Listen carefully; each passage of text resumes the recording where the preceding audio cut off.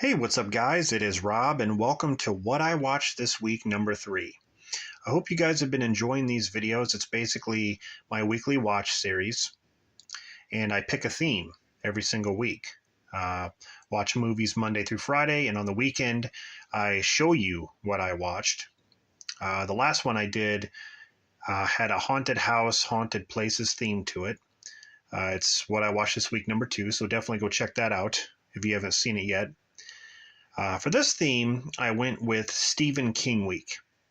Any movie that I own that is an adaptation of Stephen King's novels. And I have quite a few. I'm not really a big book reader, but I do like Stephen King novels. I do like Goosebumps, those kind of novels and books. But yeah, that's what I went with this week.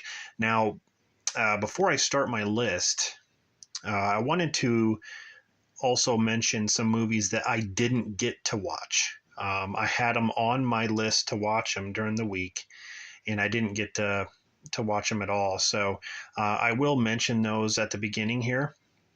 And this week was kind of crazy because my kids were sick, so I had some time to kill, spending all day, watching them while they're getting sick and stuff. And I just basically laid with them and watched movies. So I actually got to watch quite a few movies this week, almost 3 per day, sometimes even 4. I think there was one day I watched 4, but yeah, it was some time to kill. So anyway, I'll show you guys what I didn't get to watch. The first one here is Stephen King's The Langoliers. About the plane that goes through that wormhole, and then they enter like this alternate reality where there's these creatures that the effects look really stupid, but like these creatures called the Langoliers start eating everything, and they have to try to figure out what's going on and get out of there. And this is the old Artisan DVD there, but yeah, it's, I don't know, call this like a guilty pleasure, I guess. The next one is Stephen King's Riding the Bullet, The Dead Travel Fast, directed by Mick Garris. This is a pretty good one. I haven't seen it in a while, but it's the full-length theatrical version.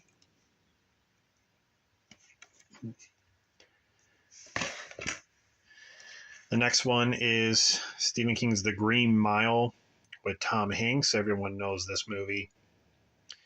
Michael Clark Duncan, he's in jail, and he basically does good things for these officers.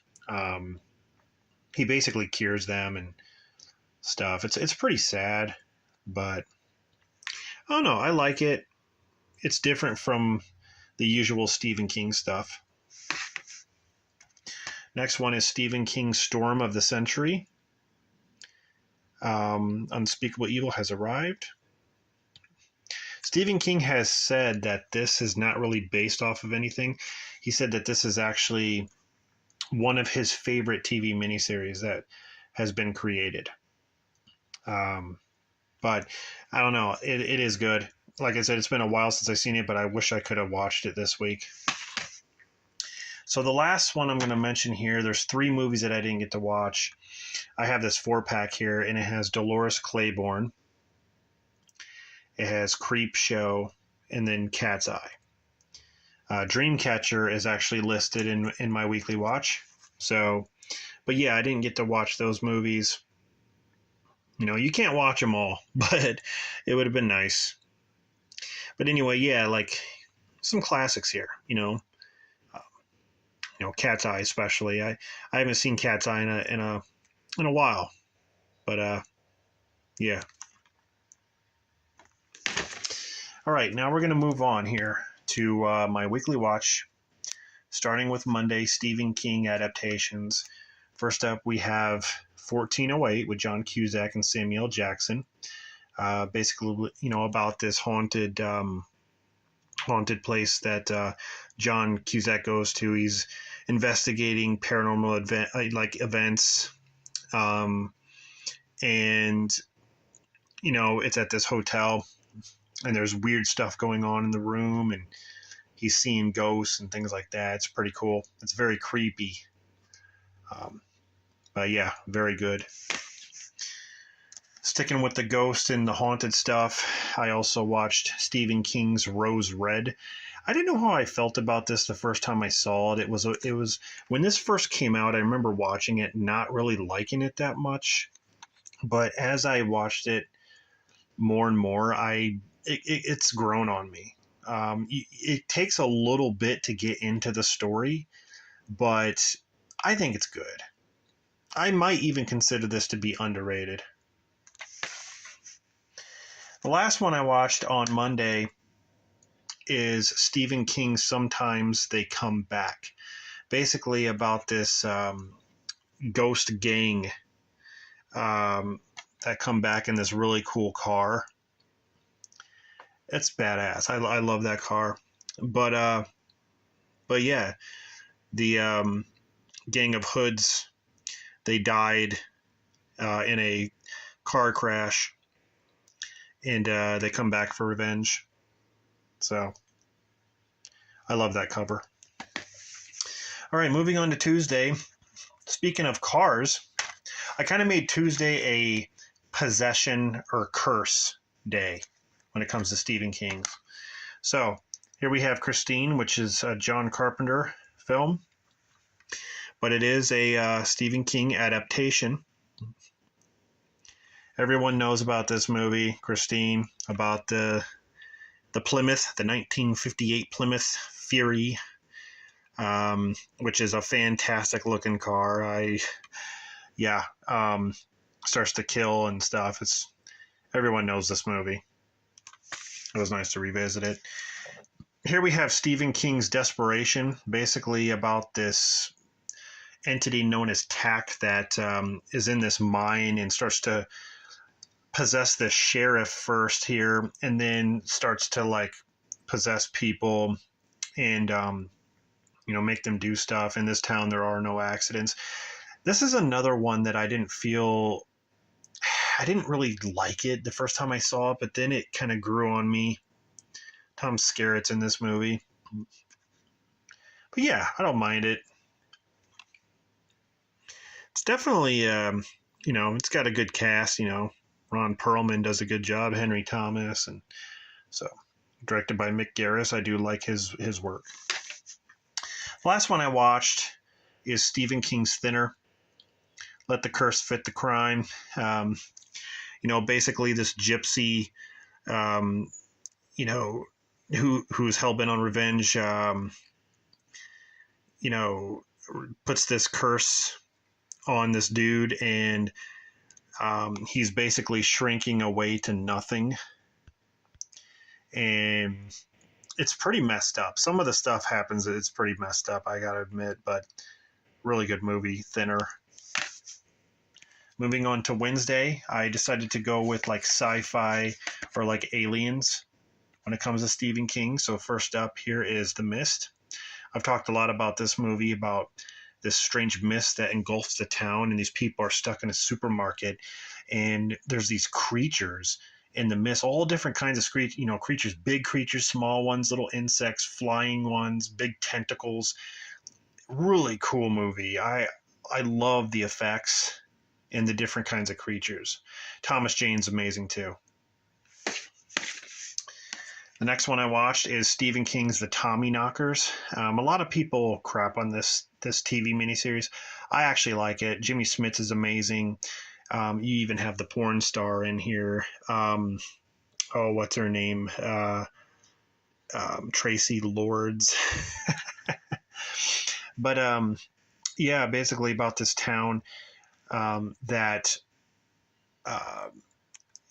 falls victim under these people who are trying to create stuff out of batteries and start making these inventions, but it's this thing out in the woods that is controlling this. But the ending, you get to find out it's extraterrestrial, so it has something to do with aliens. I don't want to give everything away, but I like it. Last one I watched is Dreamcatcher. This is another one that I didn't really care for the first time I saw it, but again, it's grown on me. It's got a great cast. You got Morgan Freeman, Thomas Jane, Jason Lee, Timothy Olyphant, Tom Sizemore, rest in peace, Donnie Wahlberg. Again, about aliens.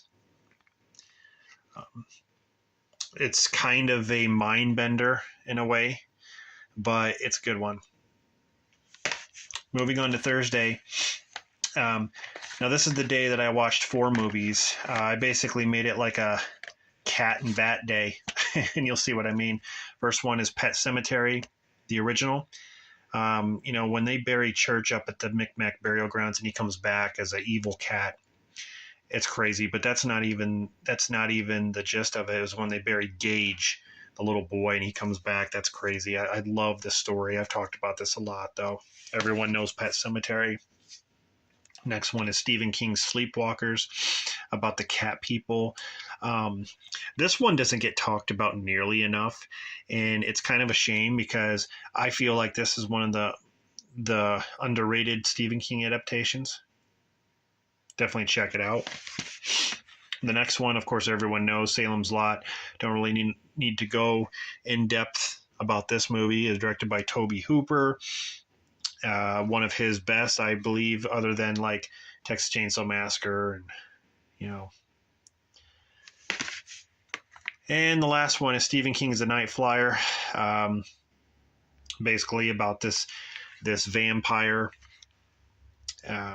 That's a pretty cool cover. You can see the silhouette. I like the makeup effects in this too.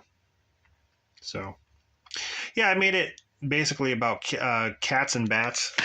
I don't know why. It was just kind of random.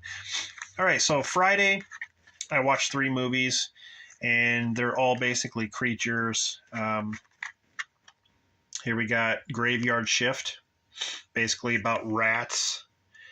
Again, this movie has a great cast too. I mean, David Andrews, Brad Dourif as the exterminator.